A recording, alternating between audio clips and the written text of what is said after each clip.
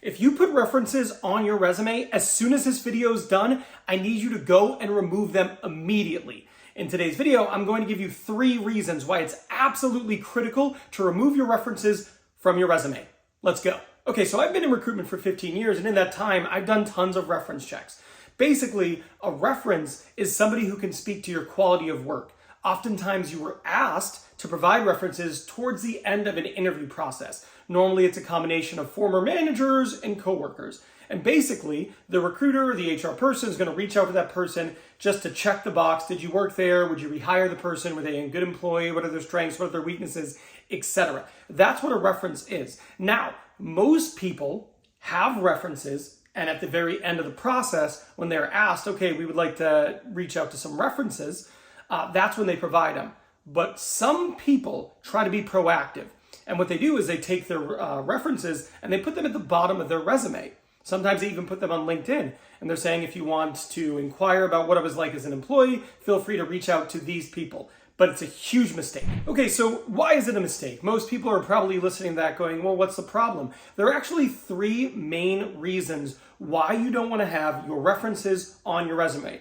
And the first one's probably going to be a bit shocking to you. The reality is, if you have your references on the bottom of your resume, and let's just say it's got the person, their title, and their phone number, what might happen is some recruiters will actually call those people not to do a reference check on your behalf, but rather they'll do that to try to do business development.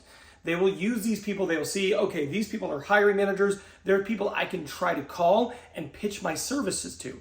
And you don't want that to happen. So you want to make sure, for the first reason, you're providing references only when people are asking them, and you know they are going to use them to actually check your references and use them as intended. If you just leave them on your resume, you're increasing the likelihood that some recruiters, headhunters are going to reach out to those people strictly for business development purposes.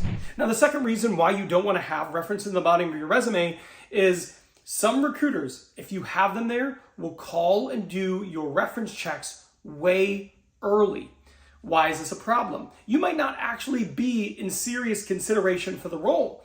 And let's just say you're interviewing for a handful of jobs, and you've got all these recruiters, and they're going to reach out to your references frequently.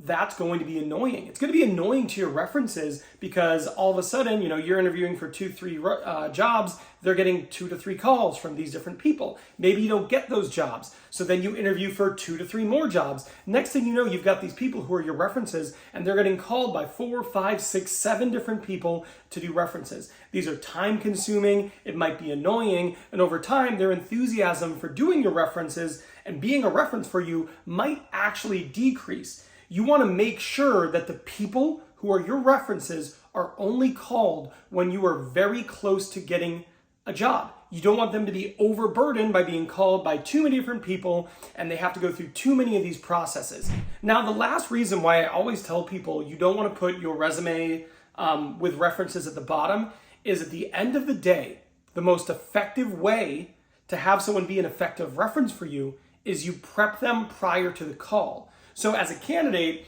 you're going to go through an interview process. You're going to interview. You're going to do well because you've been watching Ben Talks Talent. And they're going to say, okay, I would like to call some of your references. At which point you're going to say, okay, you'll provide them. What you are going to do prior to them calling them, so like right after you provide them, is you message those people and go, hey, I'm interviewing. I think they're going to call you to do a reference check with you. Do you have a few minutes for me to connect with you? And they'll go, sure, yeah, I have some time to connect with you. And you're going to call them and you're going to say, hey, I just want to say thank you again for being a reference for me here. I really appreciate it. The person who's going to call you is blank. They're from this company, and this is the role. I think I would be great at this role because of A, B, and C. And you're going to tell them some of the things that you feel make you a good fit for the role, so they're able to communicate that to the person who's going to do the reference check. Then you also want to say to them, I really appreciate you doing this. I really want this job. This one would be huge for me. I'm really excited about it. So I just want to say thank you. Thank you so much for being a reference. And you want to do that so they understand, like, this is important to you. You want them to speak highly of you, not speak poorly of you, and like truly understand how much this matters to you. And if you do that with all your references and they understand, okay, Ben really wants this job. He says he's be a good fit because of A, B, and C, things that are critical for the job, by the way. The likelihood of you getting a great reference is far better.